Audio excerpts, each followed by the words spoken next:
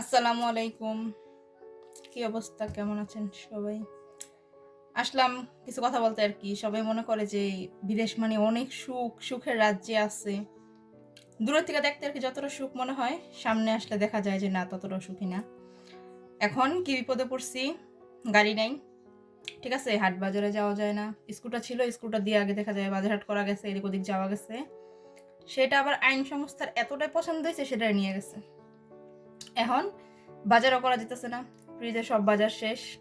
এখন অবশিষ্ট ছিল এই ১ বোতল মসুর ডাল। এখান থেকে এবার একটুক কইরা কমপক্ষে ২৫ থেকে ৩০ দিন এই ১ বোতল ডাল রান্না কইরা চলতে হইব। এছাড়া বাজার করার অন্য কোনো মাধ্যম নাই। দেখা যায় বাজার লাগবো ৳২০ ভাড়া লাগবো ৳১৫, ৳২০, ৳৩০। এটা তো সম্ভব না, তাই না? আমাদের মতো গরিবের কাছে তো আর এগুলি শোভা পায় না আরকি। দূরে থেকে যতটা আরকি সুন্দর মনে হয় যে চকচকা বিদেশ, কিন্তু উপভোগ করতে আসলে দেখা যায় যে না অতটা চকচকাও না, সাথে কষ্টও আছে। কষ্ট সব জায়গায় আছে, কিন্তু যারা বিদেশ থাকে তারা আরকি কষ্টগুলি কেউই কখনো দেখায় না। সবাই আরকি সুখগুলি, ঘোরাঘুরি এগুলি দেখায়। তো দেশের মানুষ মনে করে অনেক সুখ, অনেক শান্তি, সুখের রাজ্য, কিন্তু মোটেই না। এখন এই ১ মাস এই ১ বোতল ডাল ভরসা। এছাড়া বাজার করার মতো কোনো ব্যবস্থা নেই।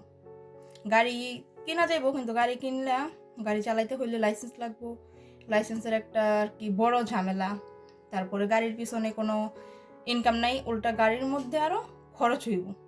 গাড়ির রিপেয়ার খরচ হইব, গাড়ির জন্য আরকি লাইসেন্স, পারমিট, হ্যান-ত্যান আরকি অনেক ঝামেলা।